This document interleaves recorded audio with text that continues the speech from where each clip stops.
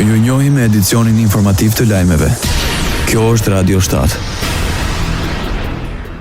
Bashkimi Demokratik për Integrim shpreh shqetësimin për rritjen e pranisë së botës serbe në Maqedoninë e Veriut me hyrjen në qeverisje të koalicionit Vlen. Në kumtesën opozitares shqiptare thuhet se për 2 vite me radhë, raporti i Parlamentit Evropian zori në parë shqetësimin për rritjen e ndikimit të botës serbe në Republikën e Maqedonisë së Veriut dhe nënvizon promovimin e këtyre politikave nga përfaqësues të pushtetit. Sipas BDI-s, këto nuk janë më vlerësime të opozitës, por konstatime të institucioneve më të rëndësishme europiane.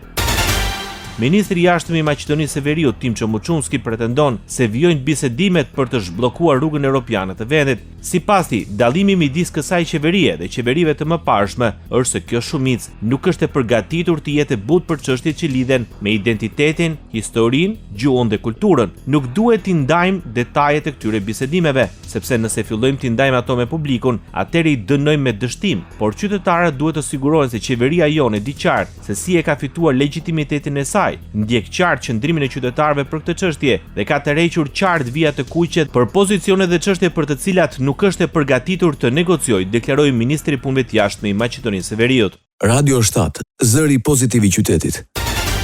Rënja e besimit të gjithë sektorët e biznesit në Shqipëri uli dhe treguesit e ndjesisë ekonomike. Veçanërisht, shkaku bë rënja e besimit në ndërtim dhe tregti, ndërsa shënoi rritje besimi i konsumatorëve. Sipas vërtetimit të Bankës së Shqipërisë, për shkak të uljes së kontratave për porosi për prona dhe rënjes së aktivitetit ndërtues, një nga sektorët kryesor të rritjes ekonomike, ai i ndërtimit uli me 4.6% besimin në ekonomi, ndërsa pritshmëritë janë për rritje të çmimeve në të ardhmen.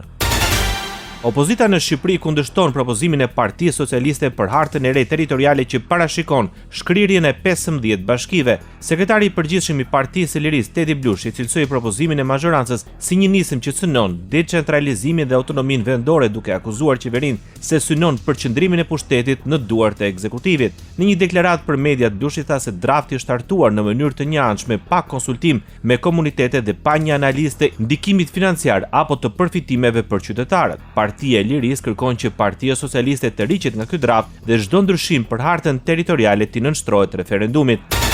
Ish presidenti i Kosovës Hashim Thaçi do të vijojë të mbetet në paraburgim në Hag. Garancia ofruar prej 50.000 eurosh nuk ka mjaftuar që gjyqtari i vetëm në gjykimin e dytë ndaj Hashim Thaçit dhe të tjerëve për tentim pengimi të drejtësisë ta miratoj lirimin e tij me kusht. Gosnell ka vendosur që t'ia vazhdoj paraburgimin Hashim Thaçit edhe për 2 muaj të tjerë, ndosë e komenton si pozitive garancinë financiare të ofruar nga vullai dhe 2 miq të tij.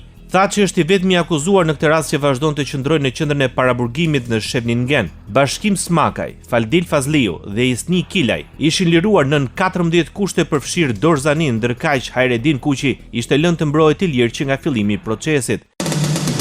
Ndoqët lajmet shkurt në Radio 7, zëri pozitiv i qytetit.